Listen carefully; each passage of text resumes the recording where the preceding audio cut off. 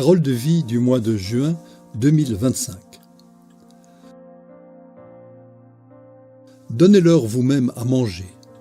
Dans l'Évangile selon saint Luc, au chapitre 9, verset 13. Nous sommes dans un endroit isolé près de Bethsaïde en Galilée. Jésus parle du royaume de Dieu à une foule nombreuse. Le Maître était allé là avec les apôtres pour les laisser se reposer après leur longue mission dans cette région, au cours de laquelle ils avaient prêché la conversion en annonçant partout la bonne nouvelle et en opérant des guérisons.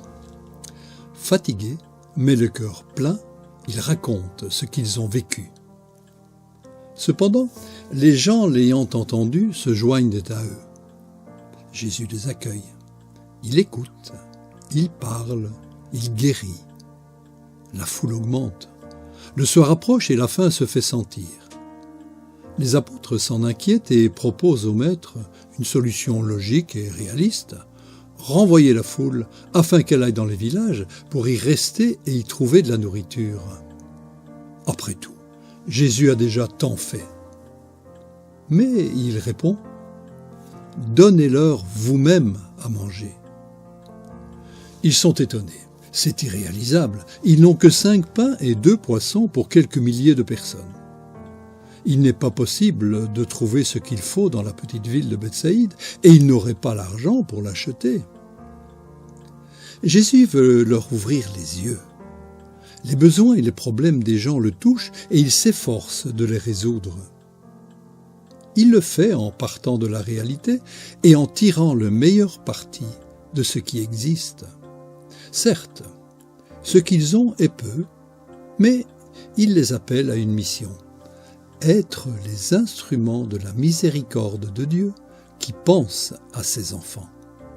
Le Père intervient et pourtant, il a besoin d'eux. Le miracle a besoin de notre initiative et de notre foi pour s'accomplir. Donnez-leur vous-même à manger. À l'objection des apôtres, Jésus répond donc en prenant les choses en main, mais il leur demande de faire leur part, même si elle est minime. Il ne la dédaigne pas, il ne résout pas le problème à leur place. Le miracle a lieu, mais il exige leur participation avec tout ce qu'ils ont et pourraient fournir, mis à la disposition de Jésus pour tous. Cela implique un certain sacrifice et une certaine confiance en lui.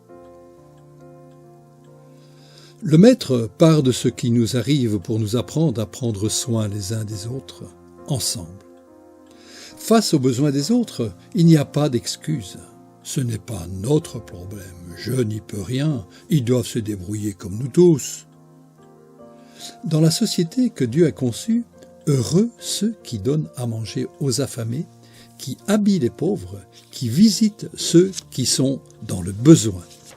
Donnez-leur vous-même à manger. Le récit de cet épisode rappelle l'image du banquet décrit dans le livre d'Isaïe, offert par Dieu lui-même à toutes les nations lorsqu'il essuiera les larmes sur tous les visages. Jésus fait s'asseoir les gens par groupe de 50, comme dans les grandes occasions. En tant que Fils, il agit comme le Père, ce qui souligne sa divinité.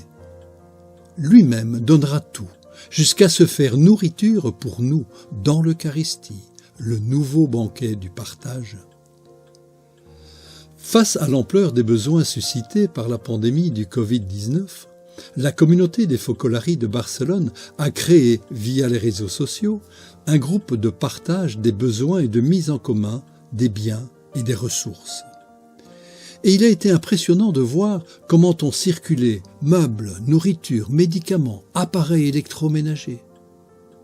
Parce que seul, on ne peut pas grand-chose, disait-il, mais ensemble, on peut faire beaucoup. Aujourd'hui encore, le groupe Fend Familia veille à ce que, comme dans les premières communautés chrétiennes, personne ne soit dans le besoin.